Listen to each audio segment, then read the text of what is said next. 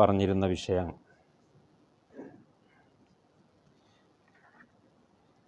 സാമ്പത്തിക ശുദ്ധീകരണവുമായി ബന്ധപ്പെട്ട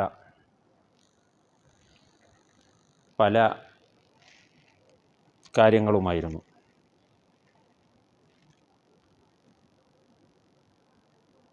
ദാനധർമ്മങ്ങളുമായി ബന്ധപ്പെട്ട് നമ്മൾ ചെറിയ രീതിയിൽ സംസാരിച്ചു. ഇന്ന് വളരെ പ്രധാനപ്പെട്ട ഇസ്ലാമിക സാമ്പത്തിക വ്യവസ്ഥയിലെ ഒരു മുസ്ലിമിൻ്റെ ആരാധനാ കർമ്മങ്ങളിലെ ഏറ്റവും പ്രധാനപ്പെട്ട ഘടകം ഇസ്ലാമിൻ്റെ മൂന്നാമത്തെ സ്തംഭമായി അറിയപ്പെടുന്ന സക്കാത്ത്. നിസ്കാരത്തെ പറയുന്നതിൻ്റെ കൂടെ തന്നെ ധാരാളം തവണയായി പരിശുദ്ധ ഖുർആനിൽ ചേർത്തു പറഞ്ഞിട്ടുള്ള ഒരു ആരാധനയാണ് സാമ്പത്തികവും സാമൂഹികവുമായി ബന്ധപ്പെട്ട് നിൽക്കുന്ന വളരെ പ്രധാനപ്പെട്ട ഒരു ആരാധനയാണ് സക്കാത്ത് എന്ന് പറയുന്നത്. ഒരാൾ പറഞ്ഞിട്ടുള്ള ലാ ഇലാഹ ഇല്ലല്ലാഹ് സത്യസന്ധമാണ് എന്ന് തെളിയിക്കുവാനുള്ള അടയാളമായി പറയപ്പെടുന്നത് നിസ്കാരവും സക്കാത്തുമാണ്. ലാ ഇലാഹ ഇല്ലല്ലാഹ് പറയുന്ന ഒരുപാട് ആളുകളുണ്ട്. പക്ഷെ ആ പറയുന്നതൊക്കെ സത്യമാണ് എന്നതിന് വല്ല തെളിവും അവൻ്റെ ജീവിതത്തിലുണ്ടോ? നിസ്കാരവും സക്കാത്തും ഇല്ലെങ്കിൽ ഒരു തെളിവും ഇല്ല. അപ്പോൾ പറയുന്ന അല്ലെങ്കിൽ വിശ്വസിക്കുന്ന സംഗതികൾ സത്യസന്ധമാണ് എന്ന് തെളിയിക്കുവാനുള്ള അടയാളമായിട്ടാണ് നിസ്കാരത്തെയും സക്കാത്തിനെയും അല്ലാഹു സുബ്ഹാനഹു വ തആല പരിചയപ്പെടുത്തിയിട്ടുള്ളത്. അത് നമ്മുടെ സമുദായത്തിൽ മാത്രമല്ല, മുഹമ്മദ് നബി സല്ലല്ലാഹു അലൈഹി വസല്ലം തങ്ങളുടെ സമുദായത്തിൽ മാത്രമല്ല, മുമ്പ് കഴിഞ്ഞുപോയ ശരീഅത്തുകളിലൊക്കെയും മുമ്പ് വന്നുപോയിട്ടുള്ള പ്രവാചകന്മാരൊക്കെയും നിസ്കാരവും സക്കാത്തും ഉള്ളവരായിരുന്നുവെന്ന് വിശുദ്ധ ഖുർആൻ തന്നെ നമ്മോട് സൂചിപ്പിക്കുന്നതായി കാണാൻ കഴിയും. ഇബ്രാഹിം നബി അലൈഹിസ്സലാം മഹാനവറുകളെക്കുറിച്ച് പരിശുദ്ധ ഖുർആനിൽ, അവിടുത്തെ സന്താന പരമ്പരകളെക്കുറിച്ച് പരിശുദ്ധ ഖുർആനിൽ സൂറത്തുൽ അംബിയാഇൻ്റെ 73-ാമത്തെ സൂക്തത്തിൽ അല്ലാഹു സുബ്ഹാനഹു വ തആല പറയുന്നതായിട്ട് കാണാൻ കഴിയും. വജഅൽനാഹും അഇമ്മതൻ യഹ്ദൂന ബിഅംരിനാ, നമ്മൾ അവരെ നേതൃരംഗത്തേക്ക് കൊണ്ടുവന്നു. ഇബ്രാഹിം നബി അലൈഹിസ്സലാമിനെയും അവരുടെ സന്താനങ്ങളിൽപ്പെട്ട പലരെയും നമ്മൾ നേതൃപദവിയിലേക്ക് കൊണ്ടുവന്നു. വജഅൽനാഹും അഇമ്മതൻ യഹ്ദൂന ബിഅംരിനാ, നമ്മുടെ കൽപ്പനയനുസരിച്ച്, നമ്മുടെ നിയമാവലികൾ അനുസരിച്ച് മനുഷ്യകുലത്തിന് നേതൃത്വം കൊടുക്കുന്ന, വഴി കാണിക്കുന്ന സമുന്നതന്മാരാക്കി നമ്മളവരെ കൊണ്ടുവന്നു. വഔഹൈനാ ഇലൈഹിം ഫിഅലൽ ഖൈറാത്തി, അവർക്ക് നമ്മൾ ദിവ്യ സന്ദേശം നൽകി. ഫിഅലൽ ഖൈറാത്ത്, സൽക്കർമ്മങ്ങൾ പ്രവർത്തിക്കണമെന്ന കൽപ്പന നമ്മൾ അവർക്ക് നൽകി. വ ഇഖാമസ്സലാത്തി വ ഈതാഅസ് സക്കാ, നിസ്കാരം നിലനിർത്തണമെന്ന കൽപ്പന നൽകി. വ ഈതാഅസ് സക്കാത്തി, സക്കാത്ത് നൽകണമെന്ന കൽപ്പനയും നൽകി. അപ്പൊ ഇബ്രാഹിം നബി അലൈഹിസ്സലാമിൻ്റെ കാലഘട്ടം മുതൽ ഇങ്ങോട്ട് ഇത്തരം കൽപ്പനകൾ നൽകപ്പെട്ടിട്ടുണ്ട്. വകാനൂ ലനാ ആബിദീൻ. ഇനി മൂസാ നബി അലൈഹിസ്സലാമിൻ്റെ കാലഘട്ടത്തെക്കുറിച്ച്, മൂസാ നബി അലൈഹിസ്സലാം അവിടുത്തെ സമുദായത്തിൻ്റെ നന്മയ്ക്ക് വേണ്ടി പ്രാർത്ഥിക്കുകയാണ്. എൻ്റെ സമുദായത്തിന് നീ നന്മ നൽകണം, രണ്ട് ലോകത്തും നന്മ നൽകണം. വക്തുബ് ലനാ ഫീ ഹാദിഹി ദുനിയാ ഹസനതൻ വഫിൽ ആഖിറതി ഇന്നാ ഹുദിനാ ഇലൈക്. പടച്ചവനെ, ഞങ്ങൾക്കിനി രണ്ട് ലോകത്തും നന്മ നൽകണമെന്ന് മൂസാ നബി അലൈഹിസ്സലാം തൻ്റെ സമുദായത്തിന് വേണ്ടി പ്രാർത്ഥിക്കുന്നു. ആ പ്രാർത്ഥനയ്ക്ക് അള്ളാഹു നൽകുന്ന ഉത്തരം നിരുപാധികം ഉത്തരമായിരുന്നില്ല. ഒരു ഉപാധി വെച്ചുകൊണ്ടാണ് അതിന് മറുപടി നൽകുന്നത്.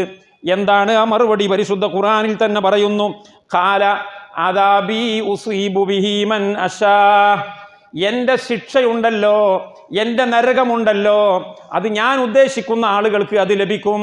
വറഹ്മതി വസിഅത് കുല്ല ശൈ, എന്നാൽ എൻ്റെ കാരുണ്യം പ്രപഞ്ചത്തിലെ എല്ലാ വസ്തുക്കളെയും തലോടിപ്പോകുന്നുണ്ട്. എൻ്റെ കാരുണ്യ കടാക്ഷമില്ലാത്ത ഒരു വസ്തുവും തന്നെയില്ല. വറഹ്മത്തി വസിഅത് കുല്ല ശൈ. എന്നിട്ട് പറയാണ്, മനുഷ്യന്മാരുടെ കൂട്ടത്തിൽ എൻ്റെ കാരുണ്യം ആർക്കാണ് ലഭിക്കുക? ഫസഅക്തുബുഹാ ലില്ലദീന യത്തഖൂൻ. എൻ്റെ കാരുണ്യം ലഭ്യമാകണമെങ്കിൽ തഖ്വയുള്ളവർക്ക് മാത്രമേ ഞാൻ അത് നൽകുകയുള്ളൂ. ഫസഅക്തുബുഹാ ലില്ലദീന യത്തഖൂൻ. അള്ളാഹുവിനെ സൂക്ഷിച്ച് ജീവിക്കുന്നവർക്കാണ് ഞാൻ എൻ്റെ കാരുണ്യം നൽകുക. എന്നിട്ട് പറയുകയാണ്, വയുതൂന സക്കാ. സക്കാത്ത് നൽകുന്നവർക്കുമാണ് ഞാൻ എൻ്റെ കാരുണ്യം നൽകുക. മൂസാ നബി അലൈഹിസ്സലാമിൻ്റെ പ്രാർത്ഥനയ്ക്ക് അല്ലാഹു സുബ്ഹാനഹു വ തആല ഉത്തരം നൽകുന്നത് പോലും ഈ ഒരു കണ്ടീഷനിലാണ്. നിങ്ങളുടെ സമുദായത്തിലുള്ള ആളുകൾക്ക് എൻ്റെ കാരുണ്യം ലഭിക്കണമെങ്കിൽ അവർക്ക് തഖ്വ വേണം. മറ്റൊന്ന് വയുതൂന സക്കാ, അവർ സക്കാത്ത് നൽകുന്നവരാവണം. വല്ലദീന ഹും ബിആയാതിനാ യുമിനൂൻ. ബനു ഇസ്രായീല്യരോട് മൂസാ നബി അലൈഹിസ്സലാമിൻ്റെ കാലശേഷം വന്നിട്ടുള്ള, ഈസാ നബിയുടെ കാലശേഷം വന്നിട്ടുള്ള ബനു ഇസ്രായീല്യരെ കുറിച്ചും അല്ലാഹു ഖുർആനിൽ പറഞ്ഞു, വഖാലല്ലാഹു ഇന്നി മഅകും ലൈൻ അഖംതുമുസ് സ്വലാത വആതൈതുമുസ് സകാത വആമൻതും ബിറുസുലി വഅസ്സർതുമൂഹും വഅഖറൽതുമുല്ലാഹ ഖർളൻ ഹസനാ ലഉകഫിറന്ന അൻകും സയ്യിആതികും. സൂറത്തുൽ മാഇദയുടെ 12 അല്ലാഹു പറഞ്ഞു, വഖാലല്ലാഹു ഇന്നി മഅകും, ഞാൻ നിങ്ങളുടെ കൂടെയുണ്ട്, എൻ്റെ സഹായം നിങ്ങൾക്ക് ഉണ്ടായിരിക്കും, എൻ്റെ പിന്തുണ നിങ്ങൾക്കുണ്ടായിരിക്കും. പക്ഷേ എന്താണ് നിബന്ധന? ലഇൻ അഖംതുമുസ് സ്വലാ, നിങ്ങൾ നിസ്കാരം നിലനിർത്തുന്നവരാണെങ്കിൽ, നിങ്ങൾ നിസ്കരിക്കുന്നവരാണെങ്കിൽ എൻ്റെ പിന്തുണയും സഹായവും നിങ്ങൾക്കുണ്ട്. വആതൈതുമുസ് സക്കാ, നിങ്ങൾ സക്കാത്ത് നൽകുകയും ചെയ്യുന്നവരാണെങ്കിൽ, വആമൻതും ബിറുസുലി വഅസ്സർതുമൂഹും, എൻ്റെ പ്രവാചകന്മാരിൽ നിങ്ങൾ വിശ്വസിക്കുകയും അവരെ നിങ്ങൾ സഹായിക്കുകയും ചെയ്യുകയാണെങ്കിൽ, എന്നിട്ട് വഅഖറൽതുമുല്ലാഹ ഖർളൻ ഹസനാ, അള്ളാഹുവിന് നിങ്ങൾ ഏറ്റവും മുന്തിയ ഏറ്റവും നല്ല കടം നൽകുകയും ചെയ്യുന്നവരാണെങ്കിൽ, അള്ളാഹുവിന് കടം നൽകുക എന്നാ പറഞ്ഞിട്ടുള്ളത്.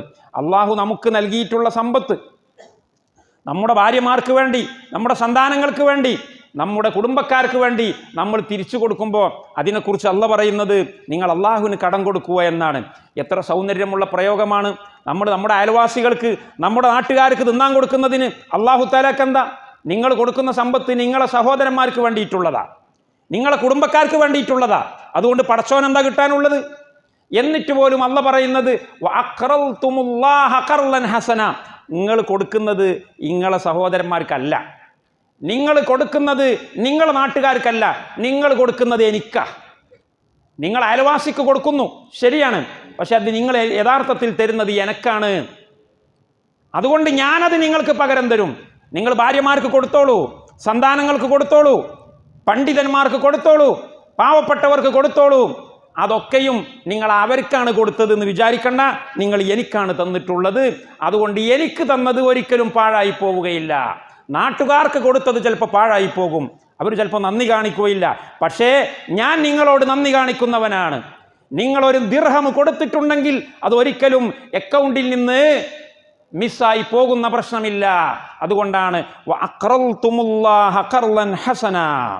ഈസാ നബി അലൈഹിസ്സലാം പറഞ്ഞു, നമ്മുടെ നബിയുടെ ഏറ്റവും മുമ്പ് വന്നിട്ടുള്ള അവസാനത്തെ നബിയുടെ മുമ്പുള്ള നബി ഈസാ അലൈഹിസ്സലാം പറഞ്ഞു, വജഅലനി മുബാറകൻ ഐനമാ കുന്തു വഔസ്വാനി ബിസ്സലാത്തി വസ്സകാത്തി മാ ദുംതു ഹയ്യാ. എന്നെ വളരെ ബറക്കത്തുള്ള ഒരാളായിട്ട് അള്ളാഹു നിയോഗിച്ചിട്ടുണ്ട്. വജഅലനി മുബാറകൻ ഐനമാ കുന്തു, ഞാൻ എവിടെയായിരുന്നാലും, ഞാൻ ഭൂമിയിലായിരുന്നാലും ആകാശത്തിലായിരുന്നാലും എനിക്ക് ബർക്കത്ത് ഉണ്ട്. വജഅലനി മുബാറകൻ ഐനമാ കുന്തു. എന്നിട്ട് പറഞ്ഞു വഔസ്വാനി ബിസ്സലാത്തി, എന്നോട് നിസ്കരിക്കാൻ അള്ളാഹു കൽപ്പിച്ചിട്ടുണ്ട്. വസ്സകാത്തി, സകാത്ത് കൊടുക്കാനും കൽപ്പിച്ചിട്ടുണ്ട്. മാ ദുംതു ഹയ്യാ, ഞാൻ ജീവിച്ചിരിക്കുന്ന കാലത്തോളം നിസ്കരിക്കുകയും വേണം, സകാത്ത് കൊടുക്കുകയും വേണമെന്ന് അള്ളാഹു കൽപ്പിച്ചതായിട്ട് ഈസാ നബി അലൈഹിസ്സലാം പറയുന്നത് സൂറത്തു മറിയമിൻ്റെ 31 അള്ളാഹു രേഖപ്പെടുത്തുന്നു. ഇനി നമ്മുടെ നബിയുടെ വല്ലിപ്പ ഇസ്മായിൽ അലൈഹിസ്സലാം, അറബികളിലേക്ക് വന്നിട്ടുള്ള പ്രവാചകൻ ഇബ്രാഹിം നബി അലൈഹിസ്സലാമിൻ്റെ 1ാമത്തെ മകൻ ഇസ്മായിൽ അലൈഹിസ്സലാമിനെ കുറിച്ച് അല്ലാഹു ഖുർആനിൽ പറഞ്ഞു, വദ്കുർ ഫിൽ കിതാബി ഇസ്മാഈല ഇന്നഹു കാന സ്വാദിഖൽ വഅദി വകാന റസൂലൻ നബിയ്യാ. ഇസ്മായിൽ നബി അലൈഹിസ്സലാം സത്യസന്ധനായിരുന്ന പ്രവാചകനാണെന്ന കാര്യം നിങ്ങൾ സമുദായത്തിന് പറഞ്ഞു കൊടുക്കൂ നബിയെ. വകാന യഅ്മുറു അഹ്ലഹു ബിസ്സലാത്തി വസ്സകാത്തി വകാന ഇൻദ റബ്ബിഹി മർദിയ്യാ. ഇസ്മായിൽ നബി അലൈഹിസ്സലാം തൻ്റെ ഭാര്യമാരോടും സന്താനങ്ങളോടും നിസ്കാരം കൊണ്ട് കൽപ്പിക്കാറുണ്ടായിരുന്നു. വകാന യഅ്മുറു അഹ്ലഹു ബിസ്സലാ, നിസ്കരിക്കൂ കുട്ടികളെ എന്ന് പറയാറുണ്ടായിരുന്നു. വസ്സകാത്തി, സക്കാത്ത് കൊടുക്കാനും കൽപ്പിക്കാറുണ്ടായിരുന്നു. ഇങ്ങനെ മുമ്പ് കഴിഞ്ഞുപോയ പ്രവാചകന്മാരെ കുറിച്ച് പറയുന്നിടത്തൊക്കെ സക്കാത്ത് കൊടുക്കാറുണ്ടായിരുന്നു, സക്കാത്ത് കൊടുക്കാൻ വേണ്ടി കൽപ്പിക്കാറുണ്ടായിരുന്നു തുടങ്ങിയിട്ടുള്ള പ്രയോഗങ്ങൾ പരിശുദ്ധ ഖുർആനിൽ ധാരാളമായി കാണാൻ കഴിയും. പ്രിയപ്പെട്ട സഹോദരന്മാരെ, സക്കാത്ത് ഒരിക്കലും നഷ്ടക്കച്ചവടമല്ല. സക്കാത്ത് കൊടുത്താൽ എൻ്റെ സമ്പത്ത് കുറഞ്ഞു പോകൂലേ എന്ന് ചിന്തിക്കുന്നത് പൈശാചികമായ ദുർബോധനമാണ്. അശ്ശൈത്വാനു യഅിദുകുമുൽ ഫഖ്റ വയഅ്മുറുകും ബിൽ ഫഹ്ശാ. പിശാചാണ് നിങ്ങൾക്ക് പേടിയിട്ട് തരുന്നത്, സക്കാത്ത് കൊടുക്കണ്ട, സക്കാത്ത് കൊടുത്താൽ കാശ് കുറഞ്ഞു പോകും, അത് നഷ്ടമാണ് എന്ന് പിശാചിൻ്റെ ദുർബോധനമാണ്. പ്രിയപ്പെട്ട സഹോദരന്മാരെ, യഥാർത്ഥത്തിൽ സക്കാത്തിലൂടെ നമ്മൾ ആർജിക്കുന്നത് ആശയപരമായിട്ടും അതുപോലെ ഭൗതികപരമായിട്ടുമുള്ള നേട്ടമാണ് നമ്മൾ ആർജിക്കുന്നത്. സക്കാത്ത് കൊടുക്കാതിരിക്കുമ്പോൾ നമുക്ക് നഷ്ടമാണ്, നമുക്ക് തോന്നുകയാണ് അത് നഷ്ടമാണ് എന്നത്. സക്കാത്ത് കൊടുക്കാതിരിക്കുന്നത് ലാഭമാണ് എന്നത് നമ്മുടെ കേവലം തോന്നൽ മാത്രമാണ്. ഞാനൊരു ചെറിയ ഉദാഹരണം പറയാം. നമ്മുടെ നാട്ടിലുള്ള ഒരു ദരിദ്രനായ ഒരു മനുഷ്യൻ, പാവപ്പെട്ട ഒരു മനുഷ്യൻ, അദ്ദേഹത്തിന് ജീവിക്കാൻ വകയില്ല, ഭക്ഷണം കഴിക്കാൻ വകയില്ല, അദ്ദേഹത്തിന് രോഗത്തിന് ശുശ്രൂഷ നടത്താൻ വകയില്ല, അദ്ദേഹത്തിന് വസ്ത്രം ധരിക്കാൻ വകയില്ല, താമസിക്കാൻ ഒരു വീടില്ല. അങ്ങനെയുള്ള ഒരു മനുഷ്യൻ എൻ്റെയും നിങ്ങളുടെയും പരിസരത്ത് ജീവിക്കുന്നുണ്ട് എന്ന് സങ്കല്പിക്കുക. എന്നാൽ നമ്മുടെ കൈവശത്തിൽ പണമുണ്ട്, നമ്മുടെ കുട്ടികൾ വിദ്യാലയങ്ങളിൽ പോകുന്നുണ്ട്, നമ്മൾ നല്ലത് ഭക്ഷിക്കുന്നുണ്ട്, നല്ലത് ധരിക്കുന്നുണ്ട്. എന്നാൽ നമ്മുടെ കണ്ണിൻ്റെ മുമ്പിൽ ഇങ്ങനെ ഒരു പാവപ്പെട്ടവൻ ജീവിക്കുന്നു, നമ്മളവന് സക്കാത്ത് നൽകുന്നില്ല എന്ന് സങ്കല്പിച്ചു നോക്കൂ. അദ്ദേഹത്തിൻ്റെ മാനസികാവസ്ഥ എന്തായിരിക്കും? അദ്ദേഹത്തെ പോലെ വേറെയും 2, 3, 4 ആളുകൾ ഈ നാട്ടിലുണ്ട് എന്ന് ചിന്തിച്ചു നോക്കൂ. അവർ എല്ലാവരും കൂടെ വളർന്നു വരുന്നത് ഏത് രീതിയിലായിരിക്കും? അവർക്കും വേണ്ടേ വിശക്കുമ്പോൾ ഭക്ഷണം, അവർക്കും വേണ്ടേ രോഗത്തിന് മരുന്ന്. അപ്പോൾ സ്വാഭാവികമായിട്ടും അവർ ചിന്തിക്കുക, നമ്മുടെ നാട്ടിൽ കുറേ കാശുള്ള ആളുകളൊക്കെ ഉണ്ടല്ലോ, അവരെ കടയിലും അവരുടെ ബിസിനസ് സ്ഥാപനങ്ങളിലും അവരുടെ വീടുകളിലും പോയി മോഷണം നടത്തിയിട്ടെങ്കിലും നമുക്ക് ജീവിതത്തിനുള്ള വഴി കണ്ടെത്തേണ്ടിയിരിക്കുന്നു എന്ന് അവർ ചിന്തിക്കും. അവർ കഞ്ചാവ് കച്ചവടം നടത്തും. അവർ നമ്മുടെ വിദ്യാർത്ഥികളെ, നമ്മുടെ മക്കളെ കലാലയ ക്യാമ്പസുകളിൽ പോയിക്കൊണ്ട് അധാർമിക പ്രവർത്തനങ്ങളിലേക്ക് നയിക്കുന്ന തമ്മാടിത്തരങ്ങൾക്ക് അവർ കൂട്ടുനിൽക്കും. കാരണം അവർക്ക് ഉപജീവനം നടത്തേണ്ടതുണ്ട്. അവർ ഈ നാട്ടിലെ നശീകരണ പ്രവർത്തനങ്ങളുടെ മുൻപന്തിയിലുണ്ടാവും. നമ്മൾ പൊന്നുപോലെ സൂക്ഷിക്കുന്ന നമ്മുടെ സമ്പത്തും നമ്മുടെ സമ്പാദ്യങ്ങളും നമ്മുടെ വീടും നമ്മുടെ ശരീരം തന്നെയും, ഇന്ന് ശരീരം പോലും മോഷ്ടിക്കപ്പെടുകയാണ്, ഇന്ന് കിഡ്നി മോഷ്ടിക്കപ്പെടുകയാണ്, ഇന്ന് ആന്തരികാവയവങ്ങൾ കണ്ണ് ചൂഴ്ന്നെടുക്കപ്പെടുകയാണ്. ലോകത്തെ ഏറ്റവും വലിയ ബിസിനസ്സായി മാറിയിട്ടുണ്ട് ഇതെല്ലാം. മാത്രമല്ല, ശവശരീരങ്ങൾ പോലും മറവ് ചെയ്യപ്പെട്ടിട്ടുള്ള, പള്ളിക്കാട്ടിൽ കൊണ്ടുപോയി മറവ് ചെയ്യപ്പെട്ടിട്ടുള്ള ഡെഡ് ബോഡി പോലും മാന്തിയെടുത്തു കൊണ്ടുപോയി എനിക്ക് എങ്ങനെയെങ്കിലും ജീവിക്കാനുള്ള സംവിധാനം ഉണ്ടാകണം എന്ന് ചിന്തിച്ചുകൊണ്ട് അവയവ കച്ചവടങ്ങൾ പോലും പൊടിപൊടിക്കുന്ന കാലം എന്തുകൊണ്ട് ഉണ്ടായി എന്ന് ചോദിച്ചാൽ, ഈ രാജ്യത്തെ പാവപ്പെട്ടവരെ പരിഗണിക്കുവാൻ നാട്ടിലെ മുതലാളിമാർ പിശാചിന്റെ ദുർബോധനത്തിൽ പെട്ടുകൊണ്ട് അശ്ശൈത്വാനു യഅിദുകുമുൽ ഫഖ്റ വയഅ്മുറുകും ബിൽ ഫഹ്ശാ, പിശാചിന്റെ ദുർബോധനമാണ്. എന്നാൽ നിങ്ങൾ ആ യതീം കുട്ടിയെ ദത്തെടുത്തുകൊണ്ട് നാട്ടിലെ ദരിദ്രനായ ഒരുത്തനെ, ആ വിദ്യാർത്ഥിയെ അല്ലെങ്കിൽ ആ മനുഷ്യനെ നിങ്ങൾ പരിപാലിച്ചുകൊണ്ട് അവന് വേണ്ട ഭക്ഷണം കൊടുത്തു, അവന് വേണ്ട വീട് നിർമ്മിച്ചു കൊടുത്തു, അവൻ്റെ മക്കളെ കലാലയങ്ങളിലേക്ക് കൊണ്ടുപോയി, അവന് ശാരീരികമായ അസുഖം വന്നപ്പോൾ അവനെ ഹോസ്പിറ്റലിൽ കൊണ്ടുപോയി ചികിത്സിച്ചു. സഹോദരന്മാരെ, ഈ മനുഷ്യനെ കൊണ്ട് ഈ സമുദായത്തിന് ഉപകാരമല്ലേ ലഭിക്കുന്നത്? തിരിച്ചു ഈ മനുഷ്യൻ തിരിച്ച് സമുദായത്തിന് ഉപകാരം ചെയ്യില്ലേ? ആ ഉപകാരം എനിക്കും നിങ്ങൾക്കുമല്ലേ തിരിച്ചു കിട്ടുന്നത്? എൻ്റെയും നിങ്ങളുടെയും സമ്പത്തിന് കാവൽ നിൽക്കാൻ ഈ നാട്ടിലെ പാവപ്പെട്ടവർക്ക് പ്രചോദനം ലഭിക്കണമെങ്കിൽ നാം അവരെ പരിഗണിക്കണം. എൻ്റെയും നിങ്ങളുടെയും വീടിന് കാവൽ നിൽക്കാൻ, എൻ്റെയും നിങ്ങളുടെയും ബിസിനസ് സ്ഥാപനങ്ങൾ അപഹരിക്കപ്പെടുമ്പോൾ പ്രതിരോധം തീർക്കാൻ ഈ നാട്ടിലെ പാവപ്പെട്ടവർക്ക് മനസ്സ് വരണമെങ്കിൽ നമ്മൾ അവരെ പരിഗണിക്കണ്ടേ? അതുകൊണ്ട് സക്കാത്ത് ഒരിക്കലും നഷ്ടക്കച്ചവടമല്ല, അത് ഒരിക്കലും നമുക്ക് പാഴായി പോകാനുള്ളതല്ല, അത് നമുക്ക് ലഭിക്കുവാനുള്ളതാണ്. പലിശയാണ് നഷ്ടക്കച്ചവടം. യംഹഖുല്ലാഹു റിബാ വയുർബിസ് സദഖാത്ത്. അല്ലാഹു പരിശുദ്ധ ഖുർആനിൽ പറഞ്ഞു, പലിശ നഷ്ടമാണ്, ദാനധർമ്മങ്ങളാണ് നിങ്ങൾക്ക് വളർന്ന് വലുതാകാനുള്ള. മസലുല്ലദീന യുൻഫിഖൂന അംവാലഹും ഫീ സബീലില്ലാഹി കമസലി ഹബ്ബത്തിൻ അംബതത് സബ്അ സനാബില ഫീ കുല്ലി സുംബുലത്തിൻ മിഅതു ഹബ്ബ. സുബ്ഹാനല്ലാഹ്. അല്ലാഹു തആല എത്ര വലിയ ആകർഷണീയമായ രീതിയിലാണ് ഉദാഹരണം പറയുന്നത്. അല്ലാഹുവിൻ്റെ മാർഗത്തിൽ ചെലവഴിക്കുന്നവൻ, മസലുല്ലദീന യുൻഫിഖൂന അംവാലഹും ഫീ സബീലില്ലാഹി കമസലി ഹബ്ബ, അതൊരു നെൽക്കതിർ പോലെയാണ്, നെല്ലിൻ്റെ വിത്ത് പോലെയാണ്. കമസലി ഹബ്ബത്തിൻ അംബതത്, അതിങ്ങനെ വളർന്നു പന്തലിച്ചു. ഫീ കുല്ലി സുംബുലത്തിൻ മിഅതു ഹബ്ബ, അതിൻ്റെ ഓരോ കതിരിലും 100 വിത്തുകളുണ്ട്. ഒരു നെല്ലിൻ്റെ മണി നിങ്ങൾ വയലിൽ കൊണ്ടുപോയിട്ടാൽ അത് മുളച്ചു പൊന്തിയിട്ട് അതിന് ധാരാളം കതിരുകളുണ്ടാകും. ഒരൊറ്റ കതിരിൽ ഫീ കുല്ലി സുംബുലത്തിൻ മിഅതു ഹബ്ബ, ഓരോ കതിരിലും 100 വിത്തുകൾ ഉണ്ടാകുന്ന രീതിയിൽ അത് വിളവെടുപ്പ് നടക്കുകയാണ് എന്നതുപോലെയാണ്.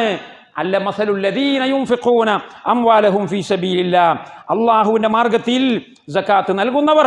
വമാ ആതൈതും മിൻ റിബൻ ലിയർബുവ ഫീ അംവാലിൻ നാസി ഫലാ യർബു ഇൻദല്ലാഹ്. വട്ടിപ്പണം നൽകുന്നവർ, പലിശപ്പണം നൽകുന്നവർ, ബാങ്ക് പലിശയാവട്ടെ അല്ലാത്ത പലിശയാവട്ടെ, പലിശ നൽകുന്നവർ, പലിശ വാങ്ങുന്നവർ, അവരുടെതെല്ലാം നഷ്ടമാണ്. എന്നാൽ വമാ ആതൈതും മിൻ സകാത്തിൻ തുരീദൂന വജ്ഹല്ലാഹി ഫഉലൈക ഹുമുൽ മുദ്ഇഫൂൻ. അല്ലാഹുവിൻ്റെ മാർഗത്തിൽ സകാത്ത് നൽകുന്ന ആളുകൾ ഉണ്ടല്ലോ, അവരുടെ സമ്പത്ത് അല്ലാഹു സുബ്ഹാനഹു വ തആല ഇരട്ടിയായി വർദ്ധിപ്പിച്ചു കൊണ്ടിരിക്കും. വലാ യഹ്സബന്നല്ലദീന യബ്ഖലൂന ബിമാ ആതാഹുമുല്ലാഹു മിൻ ഫദ്ലിഹി ഹുവ ഖൈറൻ ലഹും ബൽ ഹുവ ശർറുൻ ലഹും സയുതവഖൂന മാ ബഖിലൂ ബിഹി യൗമൽ ഖിയാമ. ഒരിക്കലും വിചാരിച്ചു പോവേണ്ടതില്ല. വലാ യഹ്സബന്നല്ലദീന യബ്ഖലൂൻ, പിശുക്കന്മാർ ഒരിക്കലും വിചാരിച്ചു പോവേണ്ടതില്ല. ബിമാ ആതാഹുമുല്ലാഹു മിൻ ഫദ്ലിഹി ഹുവ ഖൈറൻ ലഹും, അവരുടെ പിശുക്കത്തരം, അവരുടെ പോക്കറ്റിൽ നിന്ന് ഒരു 10 രൂപ പുറത്തേക്ക് വരില്ല. അങ്ങനെയുള്ളവരൊരിക്കലും വിചാരിച്ചു പോകേണ്ടതില്ല. ഹുവ ഖൈറൻ ലഹും, അവരുടെ പിശുക്കത്തരം അവർക്ക് നന്മയാണ്, അവർക്ക് ദുനിയാവിലോ ആഖിറത്തിലോ ഉപകാരം ചെയ്യുമെന്ന് ഒരിക്കലും അവർ വിചാരിക്കേണ്ടതില്ല. ബൽ ഹുവ ശർറുൻ ലഹും, അത് അവർക്ക് നാശമാണ്. അതുകൊണ്ട് അവർ പണ്ടാരമടങ്ങിപ്പോകുമെന്ന് അല്ലാഹു സുബ്ഹാനഹു വ തആല വളരെ വ്യക്തമായി പഠിപ്പിക്കുകയാണ്. വേറെ ഒരു സൂക്തത്തിൽ സൂറത്തു സഫിന്റെ 10-11 അല്ലാഹു പറയുകയാണ്, യാ അയ്യുഹല്ലദീന ആമനു ഹൽ അദുല്ലുകും അലാ തിജാറത്തിൻ, ഞാൻ നിങ്ങൾക്ക് ഒരു കച്ചവടത്തെക്കുറിച്ച് പറഞ്ഞു തരട്ടെയോ? ഏറ്റവും മുന്തിയ കച്ചവടം എങ്ങനെയുള്ള കച്ചവടമാണ്? തുഞ്ചീകും മിൻ അദാബിൻ അലീം, കഠിനമായ നരകശിക്ഷയിൽ നിന്ന് നിങ്ങൾക്ക് മോചനം നൽകുന്ന ഒരു ലാഭകരമായ കച്ചവടമുണ്ട്, ഞാൻ പറഞ്ഞു തരട്ടെയോ? തുഅ്മിനൂന ബില്ലാഹി വറസൂലിഹി വതുജാഹിദൂന ഫീ സബീലില്ലാഹി ബിഅംവാലികും വഅൻഫുസികും, അല്ലാഹുവിലും അവൻ്റെ പ്രവാചകനിലും വിശ്വസിക്കണം, അതുപോലെ അള്ളാഹുവിൻ്റെ മാർഗത്തിൽ സമ്പത്ത് ചെലവഴിക്കണം. ഇങ്ങനെ സമ്പത്ത് ചെലവഴിക്കുന്നത് ലാഭമുള്ള കച്ചവടമാണ് എന്ന് അല്ലാഹു സുബ്ഹാനഹു വ തആല പരിശുദ്ധ ഖുർആനിലെ പല സൂക്തങ്ങളിലും നമ്മോട് പറഞ്ഞു തന്നതായിട്ട് കാണാൻ കഴിയും. പ്രിയപ്പെട്ട സഹോദരന്മാരെ, ഞാൻ കൂടുതൽ നീട്ടിപ്പറയുകയല്ല. സകാത്തിനെ കുറിച്ച് പലപ്പോഴും ധാരണപ്പശകുള്ള ആളുകളാണ് നമ്മൾ. പരിശുദ്ധമായ നിസ്കാരത്തെ പോലെ പ്രാധാന്യമുള്ള വിഷയമാണ് സക്കാത്ത് എന്ന കാര്യം പലപ്പോഴും നമ്മൾ മറക്കുകയാണ്. സക്കാത്തിനെ കുറിച്ച് വിശുദ്ധ ഖുർആനിൽ പല സ്ഥലങ്ങളിലും പല രീതിയിലും പറഞ്ഞിട്ടുണ്ട്. വളരെ വിശദമായിട്ട് പറഞ്ഞിട്ടില്ലെങ്കിൽ പോലും സക്കാത്തിൻ്റെ അവകാശികളെക്കുറിച്ച് വളരെ വ്യക്തമായി ഖുർആനിൽ പറഞ്ഞിട്ടുണ്ട്. സക്കാത്തുമായി ബന്ധപ്പെട്ട പല വിഷയങ്ങളും ഖുർആനിൽ പറഞ്ഞിട്ടില്ലെങ്കിലും ഏറ്റവും കൃത്യമായി ഖുർആൻ എടുത്തു പറഞ്ഞിട്ടുള്ള ഒരു ചർച്ചയാണ് സക്കാത്തിൻ്റെ അവകാശികൾ. ഞാൻ അതിനെക്കുറിച്ചുള്ള ആയത്ത് പറയാം. എന്തിനാണ് സക്കാത്തിൻ്റെ അവകാശികളെ പറ്റി പറഞ്ഞത്? സക്കാത്തുമായി ബന്ധപ്പെട്ട പല ചർച്ചകളും നമ്മൾ ഹദീസിൻ്റെ കിതാബുകളിൽ നോക്കിയാലേ കാണാൻ കഴിയുകയുള്ളൂ, അല്ലെങ്കിൽ പണ്ഡിതന്മാരുടെ കർമ്മശാസ്ത്ര ഗ്രന്ഥങ്ങളിൽ നോക്കുമ്പോഴാണ് കാണാൻ കഴിയുന്നത്. എന്നാൽ സക്കാത്തിൻ്റെ 8 അവകാശികൾ, ആ 8 അവകാശികളെ പേരെടുത്തുകൊണ്ട് പരിശുദ്ധ ഖുർആൻ വ്യക്തമായി പറഞ്ഞത് എന്തുകൊണ്ടാണ്? അവകാശികളായ ആളുകൾക്ക് ഇത് കിട്ടാതെ പോകരുത്. അവകാശിയല്ലാത്ത ഒരാള് ഇത് കൈപ്പറ്റുന്ന അവസ്ഥയും ഉണ്ടാകാൻ പാടില്ല. അത് നിങ്ങൾ ചെയ്യേണ്ട, നിങ്ങൾ തീരുമാനിക്കേണ്ട കാര്യമല്ല, അല്ലെങ്കിൽ അത് പ്രവാചകൻ പറയേണ്ട കാര്യമല്ല, അത് ഞാൻ തന്നെ നേരിട്ട് പറയണം. ഈ സമ്പത്ത് എവിടേക്ക് പോവണം, എവിടേക്ക് പോവരുത് എന്നതിന് കൃത്യമായി അള്ളാഹുവിന് കാർക്കശ്യമുള്ളത് കൊണ്ടാണ് ഈ വിഷയം അള്ളാഹു നേർക്ക് നേരെ പരിശുദ്ധ ഖുർആനിൽ എടുത്തു പറയുന്നത്. എന്നാൽ ധനം സമ്പാദിക്കുവാൻ, ധനം ശേഖരിക്കുവാൻ വലിയ പ്രയാസങ്ങളില്ല. ധനം ശേഖരിക്കുന്ന സർക്കാരുകളുണ്ട്, എല്ലാ ഗവൺമെൻറ്റുകളും ധനം ശേഖരിക്കുന്നുണ്ട്. നികുതിയായിട്ടും ടാക്സ് ആയിട്ടും അതുപോലെ മറ്റു പല ശിക്ഷാ നടപടികളുമായിട്ടും ഓരോ ഗവൺമെൻറ്റുകളും കോടാനക്കോടി രൂപ ഫണ്ടിലേക്ക്, ഖജനാവിലേക്ക് കൊണ്ടുവരുന്നുണ്ട്. പ്രയാസമുള്ള കാര്യമല്ല. അത് സംഘടിപ്പിക്കുവാനുള്ള സംവിധാനമുണ്ട് ഓരോ സർക്കാരുകൾക്കും. പക്ഷേ ഇവിടെ പ്രശ്നം അതാണോ? ശേഖരിക്കുന്നിടത്തല്ല ഇവിടുത്തെ പ്രശ്നം, വിതരണം ചെയ്യുന്നിടത്താണ്. സർക്കാരുകൾക്ക് വന്നുപെടുന്ന കോടാനക്കോടി രൂപയുടെ ഫണ്ടുകൾ എങ്ങോട്ടേക്ക് പോകുന്നു എന്ന് ചോദിച്ചാൽ അതിൽ നല്ലൊരു ശതമാനം ഫണ്ടും പോകുന്നത് ഭരണം നടത്തിക്കൊണ്ടിരിക്കുന്ന കക്ഷിയുടെ പോക്കറ്റുകളിലേക്കാണ് പോകുന്നത്, അല്ലെങ്കിൽ അവരോട് ചേർന്ന് നിൽക്കുന്ന ആളുകളുടെ പോക്കറ്റിലേക്കാണ് പോകുന്നത്. അഥവാ ശേഖരിക്കുന്നിടത്തല്ല പ്രശ്നമുള്ളത്, വിതരണം ചെയ്യുന്നിടത്താണ് പ്രശ്നമുള്ളത്. എന്നാൽ ഇത് കാലെ കൂട്ടി കണ്ടുകൊണ്ട് അല്ലാഹു സുബ്ഹാനഹു വ തആല തീരുമാനിക്കുന്നു. ശേഖരിക്കുന്ന കാര്യം മാത്രം പറഞ്ഞാൽ പോരാ, വിതരണം ചെയ്യുന്ന കാര്യമാണ് കൃത്യമായി പറയേണ്ടത്. അത് എവിടെ വിതരണം ചെയ്യണം, എവിടെ വിതരണം ചെയ്യാൻ പാടില്ല. ഇന്ന് നമ്മുടെ നാട്ടിലൊക്കെ പലപ്പോഴും സക്കാത്ത് എന്ന് പറഞ്ഞാൽ അതൊരു ചടങ്ങായി മാറിയിരിക്കുകയാണ്. കൊടുക്കുന്നവർ പോലും, കൊടുക്കുന്ന ആളുകളുണ്ട്, ഇല്ല എന്ന് ഞാൻ പറയുന്നില്ല, കൊടുക്കുന്ന ആളുകൾ പോലും അതിപ്പോൾ നേരത്തെ കൊടുത്തു പോരുന്ന ഒരു ശീലമുണ്ടാകും. അത് നമ്മുടെ അയലക്കത്തുള്ള കുറച്ച് ആൾക്കാർക്ക്, പിന്നെ നമ്മുടെ കുടുംബത്തിൽപ്പെട്ട കുറച്ച് ആൾക്കാർക്ക്, നമ്മുടെ കൂടെ ഫ്രണ്ട്ഷിപ്പിലുള്ള കുറച്ച് ആൾക്കാർക്ക്, അല്ലെ നമ്മുടെ സംഘടനയിൽ പ്രവർത്തിക്കുന്ന കുറച്ച് ആളുകൾക്ക്, നമ്മളുമായി എപ്പോഴും കണ്ടുപരിചയമുള്ള കുറച്ച് ആളുകൾക്ക് അതിങ്ങനെ കഴിഞ്ഞ കൊല്ലം കൊടുക്കാൻ തുടങ്ങിയിട്ടുണ്ട്.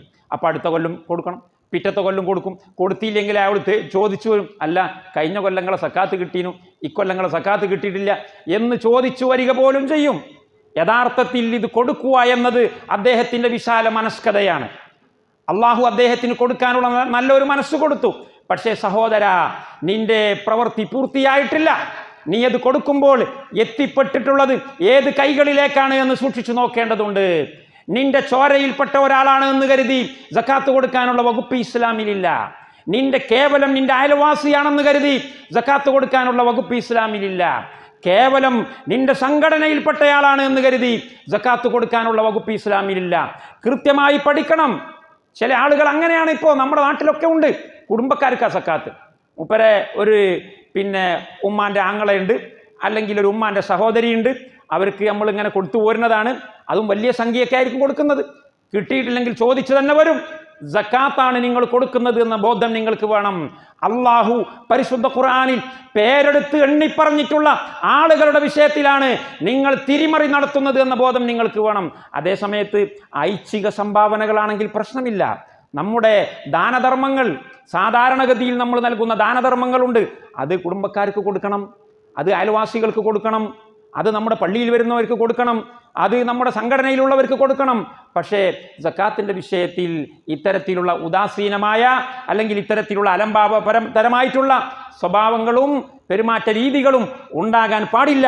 നബി സല്ലല്ലാഹു അലൈഹി വസല്ലം തങ്ങളുടെ അടുക്കലേക്ക് കപടവിശ്വാസികളായ ആളുകൾ വന്നുകൊണ്ട് സക്കാത്ത് ആവശ്യപ്പെട്ടു. ഞങ്ങൾക്ക് സക്കാത്ത് കിട്ടിയിട്ടില്ല, അതുകൊണ്ട് മുഹമ്മദ് നബി നീതിമാനല്ല എന്ന് പറഞ്ഞുകൊണ്ട് പ്രവാചകനെ പരിഹസിക്കുന്ന കപടവിശ്വാസികൾ വന്നപ്പോൾ പരിശുദ്ധ ഖുർആനിൽ അവർക്കെതിരിൽ ആക്ഷേപം പറയുന്നു. സൂറത്തു തൗബയുടെ 58 മുതൽ 60 വരെയുള്ള സൂക്തങ്ങളിൽ കാണാം. വമിൻഹും മൻ യൽമിസുക ഫി സ്വദഖാതി ഫഇൻ ഉതു മിൻഹാ റളു വഇല്ലം യുതു മിൻഹാ ഇദാഹും യസ്ഖതൂൻ. നബിയെ, നിങ്ങൾ സക്കാത്ത് കൊടുക്കാത്തത് കാരണമായി ചില ആളുകൾ നിങ്ങളെ പരിഹസിക്കാറുണ്ട്. അവർക്ക് വളരെ മോശമായി പോയി. വലു അന്നഹും റളൂ മാ ആതാഹുമുല്ലാഹു വറസൂലുഹു വഖാലു ഹസ്ബുനല്ലാഹു സയുതീനല്ലാഹു മിൻ ഫളിഹി വറസൂലുഹു ഇന്നാ ഇലല്ലാഹി റാഗിബൂൻ. അവകാശപ്പെടാത്തത് ആഗ്രഹിക്കാൻ പാടില്ല. അവകാശപ്പെടാത്തത് ലഭിക്കാത്തതിൻ്റെ പേരിൽ പ്രവാചകനെ കുറ്റപ്പെടുത്താൻ പാടില്ല. ഈ കാര്യം അവരുടെ ഓർമ്മയിലിരിക്കട്ടെ എന്ന് പറഞ്ഞിട്ടാണ് മുനാഫിക്കീങ്ങൾ സമ്പത്തിൽ കൈയിട്ട് വാരാൻ വേണ്ടി ആഗ്രഹിച്ചിരുന്ന ആളുകൾ, കപടവിശ്വാസികൾ, അർഹിക്കാത്ത സമ്പത്ത് വാരിയെടുക്കാൻ വേണ്ടി പരിശ്രമം നടത്തിയവരെ ആക്ഷേപിച്ചു പറഞ്ഞുകൊണ്ട് വന്നിട്ടുള്ള അതേ ആയത്തിന്റെ തൊട്ടുപിറകിൽ അള്ള പറയുകയാണ്, ഇന്നമസ്സദഖാതു ലിൽ ഫുഖറാഇ വൽ മസാകീൻ വൽ ആമിലീന അലൈഹ വൽ മുഅല്ലഫതി ഖുലൂബുഹും വഫിർ റിഖാബി വൽ ഗാരിമീന വഫീ സബീലില്ലാഹി വബിനിസ് സബീലി ഫരീളതൻ മിനല്ലാഹ് വല്ലാഹു അലീമുൻ ഹകീം. ഇത് നീണ്ട സംഗതിയാണ്. ഇതെല്ലാം കൂടി വിശദീകരിച്ചാൽ നമുക്ക് സമയം ഒരുപാട് പിടിക്കും. കുറച്ച് പറയാൻ ഞാൻ ആഗ്രഹിക്കുകയാണ്. 8 വിഭാഗക്കാരെയാണ് ഇവിടെ സക്കാത്തിന്റെ അവകാശികളായിട്ട് എണ്ണിയിട്ടുള്ളത്. പെട്ടെന്ന് പറയുകയാണെങ്കിൽ ഫക്കീർ, മിസ്കീൻ, അതുപോലെ തന്നെ സക്കാത്തിന് വേണ്ടി പ്രവർത്തിക്കുന്ന ഉദ്യോഗസ്ഥന്മാർ, അതുപോലെ മുഅല്ലഫത്ത് ഖുലൂബ് എന്ന് പറഞ്ഞാൽ ഇസ്ലാമിലേക്ക് ആകർഷിപ്പിക്കുവാൻ വേണ്ടി ഇസ്ലാമിലേക്ക് കടന്നു വന്നിട്ടില്ലാത്ത ആളുകൾ, അവർക്ക് നമ്മൾ കൊടുത്താൽ അവർ ഇസ്ലാമിലേക്ക് വരും. അല്ലെങ്കിൽ ഇസ്ലാമിലേക്ക് വന്നിട്ടുണ്ട്, പക്ഷേ അവരിപ്പോൾ ഇങ്ങോട്ട് ഉറച്ചിട്ടില്ല, കാലിങ്ങോട്ട് ഉറച്ചിട്ടില്ല. അവർക്ക് കുറച്ച് കാശ് കൊടുത്താൽ അവർ കാലുറപ്പിച്ച് നിർത്തും. മാത്രമല്ല, അവർ മറ്റൊരു മതത്തിൽ നിന്ന് ഇസ്ലാമിലേക്ക് വന്നപ്പോൾ അവരുടെ വീട് നഷ്ടപ്പെട്ടു, അവരുടെ ഭാര്യമാര് നഷ്ടപ്പെട്ടു, സന്താനങ്ങൾ കൂടെ വന്നിട്ടില്ല, ബാപ്പയും ഉമ്മയും അച്ഛനും അമ്മയും കൂടെ വന്നിട്ടില്ല. അവൻ ഒറ്റയാനാണ്. വലിയ തറവാട്ടിൽ നിന്ന്, വലിയ ബ്രാഹ്മണ കുടുംബത്തിൽ നിന്ന്, വലിയ ജൂത ഫാമിലിയിൽ നിന്ന്, വലിയ ക്രൈസ്തവ ഫാമിലിയിൽ നിന്ന് വലിയൊരു കോടീശ്വരനായ ഒരാൾ ഇസ്ലാമിലേക്ക് വരുമ്പോൾ എല്ലാം വലിച്ചെറിഞ്ഞുകൊണ്ടാണ് വരുന്നത്. ലാ ഇലാഹ ഇല്ലല്ലാഹ് പറയുമ്പോൾ എല്ലാം നഷ്ടപ്പെടും. അവൻ അഭിമാനമുള്ളവനായിരുന്നു, പക്ഷേ അവൻ ഇസ്ലാമിലേക്ക് വന്നു. ഇനി അവൻ്റെ കയ്യിലൊന്നുമില്ലെങ്കിൽ അവനെ നമ്മൾ പട്ടിണിക്കിടാൻ പാടില്ല, അവന് നമ്മൾ വാരിക്കോരി കൊടുക്കേണ്ടി വരും. ചിലപ്പോൾ അവൻ സമ്പത്തുള്ളവനാണെങ്കിൽ പോലും കൊടുക്കണം. ഞാനതിൻ്റെ വിശദാംശത്തിലേക്ക് പിന്നീട് വരാം. അപ്പോൾ 4ാമത്തെ വിഭാഗം മുഅല്ലഫത്തുൽ ഖുലൂബ്. നമ്മുടെ പച്ചമലയാളത്തിൽ പഴയ കാലത്തൊക്കെ പുതുമുസ്ലിമീങ്ങൾ എന്നാണ് അർത്ഥം വെക്കാറുള്ളത്. അതൊന്നും കൃത്യമായ അർത്ഥമല്ല. പുതുമുസ്ലിം തന്നെ ആയിക്കൊള്ളണമെന്ന് പോലുമില്ല. മുസ്ലിം അല്ലാത്തവന് പോലും ചിലപ്പോൾ അവൻ ഇസ്ലാമിലേക്ക് വരാനുള്ള സാധ്യതയുണ്ട് എന്ന് അറിഞ്ഞാൽ സക്കാത്ത് കൊടുക്കാം എന്ന് വരെ പണ്ഡിതന്മാർ പറഞ്ഞിട്ടുണ്ട്. ഷാഫി മദ്ഹബിൽ അങ്ങനെ ഇല്ലെങ്കിൽ പോലും വൽ മുഅല്ലഫത്തു ഖുലൂബുഹും വഫിർ റിഖാബി വൽ ഗാരിമീൻ, അതുപോലെ അടിമകളെ മോചിപ്പിക്കാൻ വേണ്ടി, അതുപോലെ വൽ ഗാരിമീൻ, കടം കൊണ്ട് പ്രയാസപ്പെടുന്നവൻ. ഇവിടേക്ക് ഒരുപാട് വിശദീകരണങ്ങളുണ്ട്. സമയം കിട്ടിയാൽ ഇന്ന് പറയാം, അല്ലെങ്കിൽ അടുത്ത ആഴ്ച നമുക്ക് പറയാം. വഫീ സബീലില്ലാഹ്, അള്ളാഹുവിൻ്റെ മാർഗത്തിൽ പരിശ്രമിക്കുന്ന ആളുകൾ, വബിനിസ് സബീലി, യാത്രക്കാരായ ആളുകൾ. ഇങ്ങനെ 8 വിഭാഗമാണ് സക്കാത്തിൻ്റെ ആളുകൾ. അതിൽ ഫക്കീർ, മിസ്കീൻ ആദ്യം പറഞ്ഞത് ലിൽ ഫുഖറാഇ വൽ മസാകീൻ, ഫക്കീറിനെയും മിസ്കീനെയുമാണ് ആദ്യം പറഞ്ഞത്. അതുകൊണ്ട് തന്നെ മനസ്സിലായി സക്കാത്തിൻ്റെ ഉദ്ദേശങ്ങളിൽ ഏറ്റവും പ്രധാനപ്പെട്ട ഉദ്ദേശം ദാരിദ്ര്യ നിർമ്മാർജ്ജനമാണ്. അതുകൊണ്ടാണ് 8 വിഭാഗങ്ങളെ പറഞ്ഞപ്പോൾ ആദ്യത്തെ 2 വിഭാഗം ഫക്കീറും മിസ്കീനുമാണ്. ഫക്കീറും മിസ്കീനും എന്നൊക്കെ പറഞ്ഞാൽ എന്താണെന്ന് വിശദമായി പറയാൻ സമയമില്ല. സിമ്പിളായിട്ട് പറയുകയാണെങ്കിൽ, ജീവിക്കാൻ ആവശ്യമായിട്ടുള്ളത് പൂർത്തിയായി ലഭിക്കാത്തവൻ. ഒരാൾക്ക് ജീവിക്കണമെങ്കിൽ, ഒരു ദിവസം ജീവിക്കണമെങ്കിൽ 100 രൂപ വേണം, പക്ഷേ അവന് 90 രൂപയെ ലഭിക്കുന്നുള്ളൂ, അല്ലെങ്കിൽ 80 രൂപയാണ് ലഭിക്കുന്നത് എങ്കിൽ അവൻ ഫക്കീറാണ്, അല്ലെങ്കിൽ മിസ്കീനാണ്. അവന് സക്കാത്ത് കൊടുക്കണം. അപ്പോൾ അവന് താമസിക്കാൻ ഒരു വീടില്ലേ, ആ വീട് വിറ്റൂടെ? ആ വീട് വിൽക്കാൻ പറ്റൂല. വീട് വിറ്റിട്ട് ശാപ്പാടുണ്ടാക്കുന്ന പരിപാടി ഇസ്ലാമിലില്ല. അവന് താമസിക്കാൻ വീട് വേണ്ടേ? വീട് നിൽക്കണമെങ്കിൽ 10 സെന്റ് ഭൂമി വേണ്ടേ? നമ്മുടെ നാട്ടു നടപ്പനുസരിച്ച് ഒരു 10 സെന്റ് ഭൂമിയിൽ ഒരു 2-3 ബെഡ്റൂമും, ഒരു അടുക്കളയും, ഒരു സിറ്റ് ഔട്ടും, ഒരു ബാത്റൂമുമുള്ള ഒരു വീട് ഒരു മനുഷ്യന്റെ അനിവാര്യ ഘടകമാണ്. അത് വിറ്റുകൊണ്ട് കടം വീട്ടുന്ന പരിപാടി ഇസ്ലാമിലില്ല. അത് വിറ്റുകൊണ്ട് ദൈനംദിന ചെലവുകൾ കണ്ടെത്തുന്ന പരിപാടി ഇസ്ലാമിലില്ല. അതുകൊണ്ട് ഓനത് വിറ്റോട്ടെ എന്ന് പറയാൻ പാടില്ല. ഓന് ഒരു ദിവസം ജീവിക്കണമെങ്കിൽ 100 രൂപ വേണം, ഓന് 90 രൂപയെ കിട്ടുന്നുള്ളൂ എങ്കിൽ അവന് സക്കാത്ത് കൊടുക്കണം. എത്രയാ കൊടുക്കേണ്ടത് അത് ഞാൻ പറയാം. ചിലപ്പോൾ ചില ആളുകളുടെ വീട്ടിൽ വണ്ടി ഉണ്ടാകും, മറ്റേ മോട്ടോർ സൈക്കിൾ, എന്താ പറയാ, ടൂ വീലർ, അല്ലെങ്കിൽ ചിലപ്പോൾ ഗുഡ്സ് വണ്ടി ഉണ്ടാകും, ചിലപ്പോൾ 4 വീലർ ഉണ്ടാകും. ഓനത് വിറ്റൂടെ? അല്ല, വിൽക്കാൻ പാടില്ല. ഇന്ന് 2 വീലർ അനിവാര്യമാണ്, യാത്രക്ക് ഏറ്റവും അനിവാര്യമായിട്ടുള്ളതാണ്. 4 വീലർ വേണ്ടി വരും. അതുകൊണ്ട് ഓൻ്റെ വീട്ടിലുള്ള കാറ് വിറ്റിട്ട് ഓന് പറ്റില്ല. വേറെ ചില ആളുകളുണ്ട്, അവർ പണ്ഡിതന്മാരാണ്.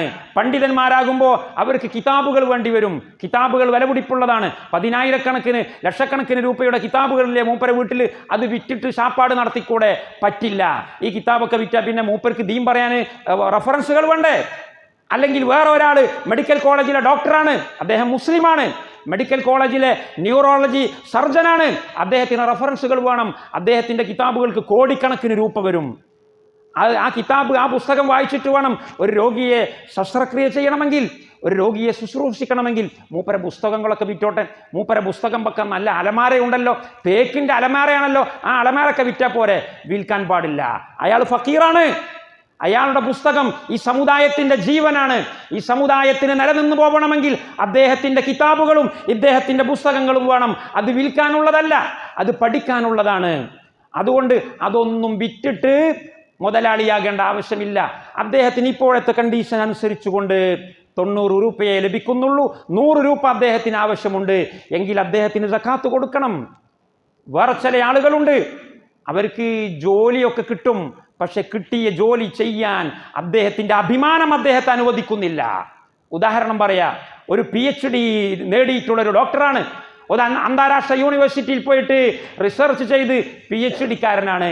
പക്ഷേ അദ്ദേഹത്തിന് തൊഴിൽ നൽകാൻ, അദ്ദേഹത്തിന് ജോലി നൽകാൻ ഈ രാജ്യത്തെ സർക്കാരുകൾക്ക് സാധിക്കുന്നില്ല.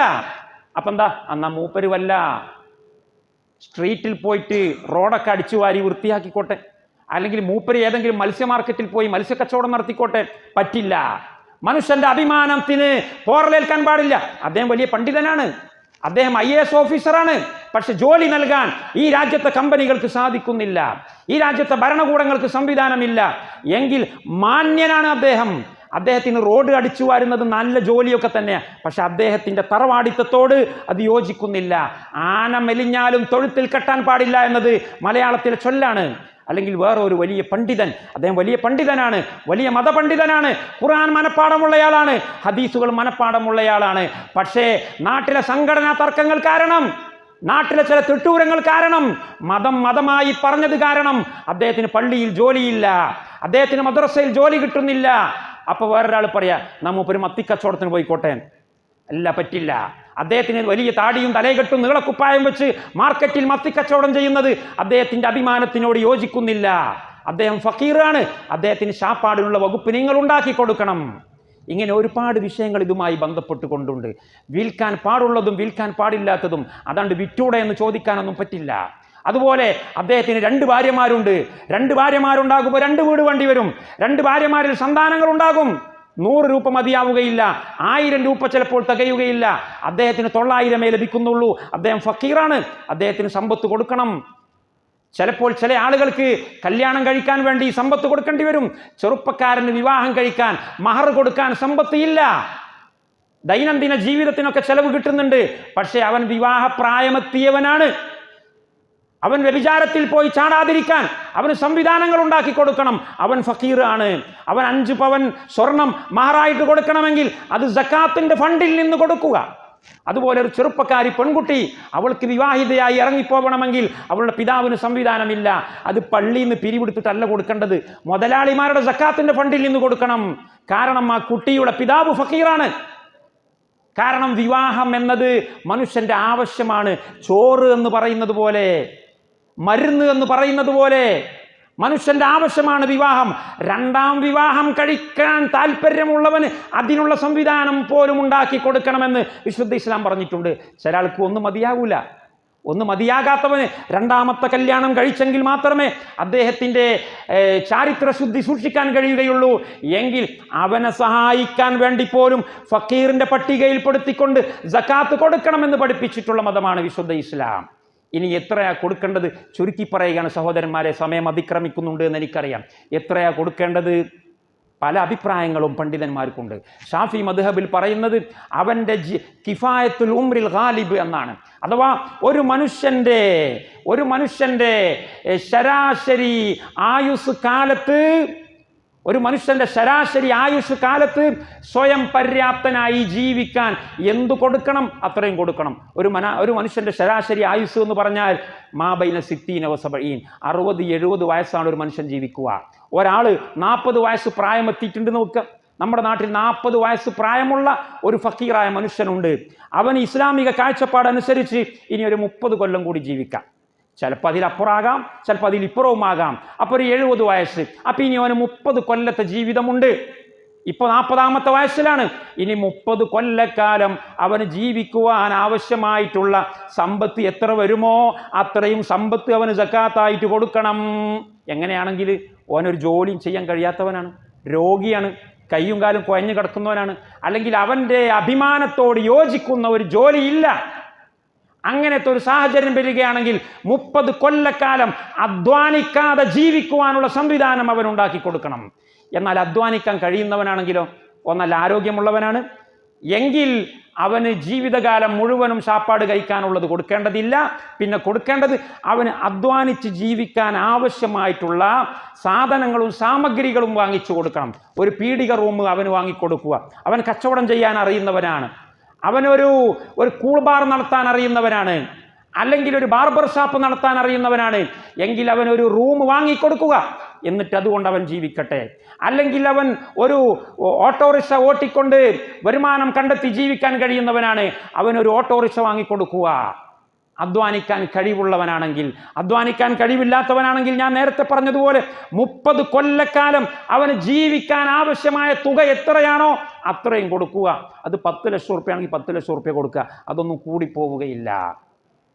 ചില ആൾക്കാർ കൊല്ലം കൊടുത്താൽ പോരേൻ, അങ്ങനെ പറഞ്ഞ പണ്ഡിതന്മാരും ഉണ്ട്. കൊല്ലം കൊടുത്താൽ മതി എന്ന് പറയുന്ന പണ്ഡിതന്മാരുമുണ്ട്. പക്ഷെ ഷാഫി മദ്ഹബ് അനുസരിച്ച് അവൻ്റെ ആയുസ് കാലഘട്ടത്തിൽ ഇനി അവന് ജീവിക്കാൻ എത്രയാണോ ആവശ്യമുള്ളത് അത്രയും തുക ഇപ്പോൾ തന്നെ അങ്ങ് കൊടുക്കുക, അവന് ഉടമപ്പെടുത്തി കൊടുക്കുക. അതിൻ്റെ ഓണർ പിന്നെ ഓനാണ്. പിന്നെ ഓൻ അതുകൊണ്ട് ഇറച്ചി വാങ്ങേ, മത്സ്യം വാങ്ങേ, വീട് വെക്കേ, വസ്ത്രം വാങ്ങേ, അതിലൊന്നും ഇടപെടാനുള്ള പെർമിഷൻ പിന്നെ നമുക്ക് ഇല്ല. അതിൻ്റെ ഉടമസ്ഥൻ അവനാണ്. ഇതാണ് ഫക്കീർ എന്ന് പറയുന്ന കാറ്റഗറിയെക്കുറിച്ച്. ഫക്കീർ, മിസ്കീൻ, ആ 2 കാറ്റഗറിയും ഏകദേശം ഇതുപോലെ തന്നെയാണ്. ഇനി വേറെ ഒരുപാട് കാറ്റഗറികളുമായി ബന്ധപ്പെട്ട് നമുക്ക് സംസാരിക്കുവാനുണ്ട്.